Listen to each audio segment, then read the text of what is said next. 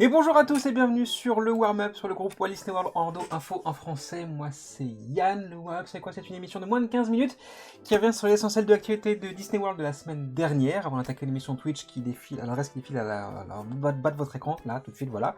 Ce soir d'ailleurs, sur Twitch on va en profiter pour revenir sur l'actu Disney Parks en général, mais aussi sur les concours qui vont arriver sur les réseaux des voyages de Walt dans les semaines qui viennent, à partir de demain jusqu'à la fin de l'année. On verra tout ça tout à l'heure sur Twitch directement, mais pour l'instant, on va attaquer l'actu avec ce qui a marqué l'actu Disney World, certes cette semaine, mais aussi surtout l'actu des US surtout. C'est voilà, c'est ceci. Voilà, alors ça s'appelle le Hall of Presidents pour ceux qui connaissent pas Magic Kingdom et Disney World. Hall of Presidents, c'est une attraction au Magic Kingdom qui est présente depuis, je pense, l'ouverture, ou pas très loin, qui fait référence, qui propose de raconter l'histoire américaine du point de vue de ses présidents. Pour chaque président nommé à la présidence des États-Unis, il rajoute un animatronique qui raconte un bout de son histoire ou fait un petit discours. C'est donc le cas de Joe Biden, voilà, qui a été élu il y a plus de 3 ans maintenant, et qui, bah, vous le savez, a été remplacé, va être remplacé et re-remplacé par lui. Il fait une sale gueule sur cette photo d'ailleurs, par Donald Trump. C'est donc la première fois, Donald Trump était déjà présent dans l'attraction, puisqu'il était élu il y a 4 ans, et c'est donc la première fois qu'un animatronique va revenir sur le devant de la scène pour cette attraction-là. La dernière fois, enfin plutôt quand Donald Trump a été élu, l'attraction a fermé très très longtemps parce que Disney n'était pas d'accord vraiment avec la manière de faire de Donald Trump. Et Donald Trump a eu gain de cause à la fin. On va voir ce qu'il va vouloir faire là. Et surtout, la question qui est peut-être légitime de se poser, c'est que est-ce que cette attraction-là est toujours d'actualité en 2024 pour un parc d'attraction? Mon avis serait que non, la connaissant bien, etc. Et je la trouve moins intéressante que celle qui est à Epcot par exemple.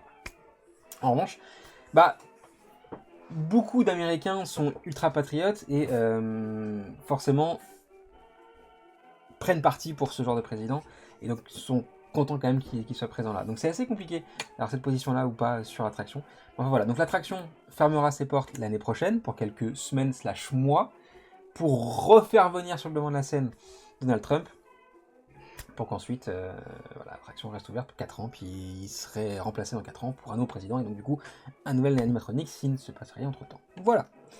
News suivante avec Vaiana qui sera l'un des chars de la nouvelle parade électrique du Magic Kingdom en 2025. L'été prochain, le Magic Kingdom va accueillir à nouveau, enfin, une nouvelle parade électrique. Après la Main Street École Parade qui s'est terminée vers 2017 je crois. Magic Kingdom, il avait été laissé libre de toute cette parade-là. Et bah à partir de l'été prochain, ça y est, les chars lumineux vont revenir sur le Magic Kingdom. Et bah, on avait déjà vu un peu des chars, parce qu'on avait vu celui des Madrigals avec les personnages d'Encanto. Voilà, Mirabelle, Isabella et Bruno. Celui qui était révélé aujourd'hui là, c'est celui de Vaiana. Ouais, avec foi. Ça s'appelle la Starlight Parade. Les chars ont tous l'air de se ressembler. C'est tous dans l'aspect bleuté avec lumière blanche. Je vois pas trop Bah, celui-là est plus clair, mais je sais pas, c'est curieux. Alors celui-là, partie de la même unité que celui-là.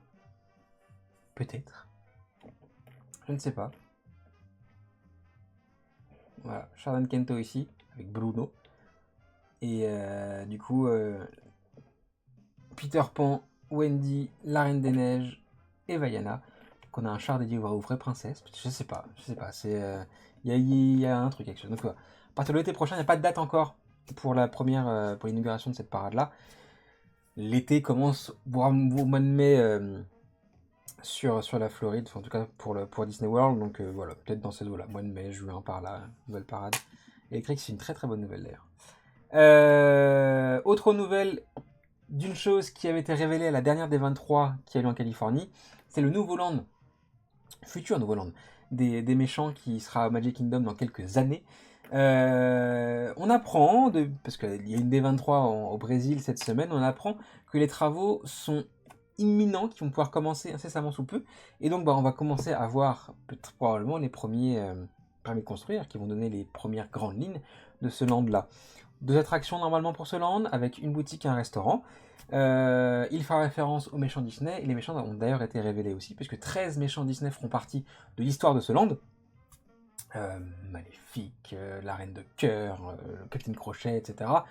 Voilà, il y aura tout ça dans ce land-là, et l'histoire raconte qu'ils ont été appelés pour faire le mal sur Terre, et donc du coup ils sont regroupés dans cette partie-là du monde, dans ce land-là précisément, pour faire leur truc de méchant. Voilà. Normalement, ce land étant un des plus gros projets pour Magic Kingdom, ne devrait pas voir le jour avant 2030 au mieux. Donc armez-vous de patience pour ça. Entre temps, divers lands vont arriver, notamment celui sur Encanto et Indiana Jones au Animal Kingdom. On a celui sur Cars aussi, qui devrait arriver au Magic Kingdom avant ça. L'attraction sur Monstres et compagnie, qui devrait aussi arriver au Hollywood Studio un peu plus en amont. Voilà, ça devrait rouler comme ça pour les années précédentes. On devrait avoir une nouveauté par an à partir de 2026, pardon. Au niveau des réhabilitations des chambres d'hôtel à Disney World, ça brasse en ce moment. Tous les hôtels sont en train d'être refaits petit à petit, au fur et à mesure. Ça date depuis avant le Covid et ils continuent leur rebranding de chambres. On apprend cette semaine que l'année prochaine, en 2025, c'est le Pop, le Wilderness et le Port Orient Riverside qui vont avoir leurs chambres refaites. Alors, ça n'entraîne pas de nuisance vraiment pour ces hôtels, ça juste diminue un peu leur capacité. Les chambres sont refaites bloc par bloc, bâtiment par bâtiment, et donc du coup, c'est juste un bâtiment complet qui est refait pendant que les autres continuent de faire leur rotation classique. Donc on a juste en fait une perte de capacité pour l'hôtel en question, donc Port Orient Wilderness et Pop, mais ça n'entache pas votre séjour sur place, vous ne verrez pas beaucoup de différence par rapport à ce que vous pouvez voir d'habitude, donc ça c'est plutôt une bonne nouvelle. Et les chambres refaites, voilà, ça y est, le Pop était celui qui avait eu les premières réhabilitations dans un hôtel Disney. C'était en 2018, je crois, avant le Skyliner. Donc ça fait quelques années maintenant, et donc, du coup ils refont une place là-dessus pour refaire d'autres chambres, et on va voir s'ils changent de style complet ou pas, parce que les chambres sont un peu tendance à toutes se ressembler dans l'hôtel value de destination. Et enfin, on va parler tout à l'heure sur Twitch aussi de ça, le California Grill, restaurant assez haut de gamme de Disney World, va proposer pour le réveillon une expérience avec Tiana. Après c'est la grenouille, une expérience qui va coûter $800. Je vous ai posé tout à l'heure la question sur Discord de savoir si vous pourriez mettre ou pas ce prix pour un menu, enfin un dîner tel que celui-là. Majoritairement, et même 100%, vous dites tous non. On y reviendra tout à l'heure dans l'émission Twitch. Mais $800, effectivement, c'est très très cher, même pour un dîner expérience. Je trouve que ça c'est assez haut de gamme pour le coup. Donc voilà, c'est bizarre. $800, c'est très très cher. Comme chaque semaine, je m'amuse à revenir sur une des questions que vous vous posez sur le groupe et y répondre en direct. Cette question-là ce soir est de Carole. Est-ce que ça vaut vraiment le coup de payer pour gagner la galaxie? Pour ceux qui l'ont déjà fait, à quoi cette attraction se compare s'il vous plaît? Je suis sur le point d'acheter la Single Pass pour ne pas réussir à avoir la ligne virtuelle. Est-ce que la bonne décision de payer pour ça? Merci et bonne journée. Alors niveau sensation, les Gardiens de la Galaxie, c'est une attraction qui est à Epcot depuis 2022 maintenant. C'est un coaster. Un coaster qui bouge pas mal, mais qui n'a pas d'inversion. Pas de looping, pas de vrille, etc. Un coaster classique. Ça va assez vite. Il y a des mouvements assez brusques, oui. Les véhicules sont en rotation, semi-rotation sur eux-mêmes. Pas comme dans Crush Coaster où ils sont libres. Là, vous êtes guidé. Honnêtement, c'est un très très bon coaster. J'ai pris énormément de plaisir à le faire.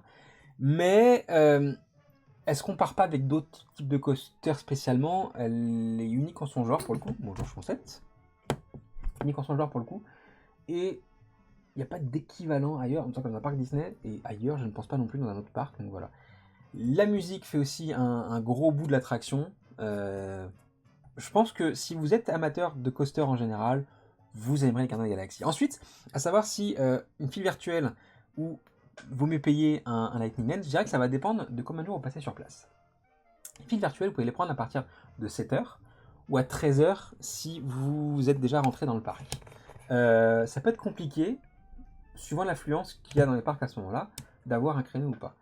Les Lightning Lane, eux, partent assez vite, à partir de 7h aussi.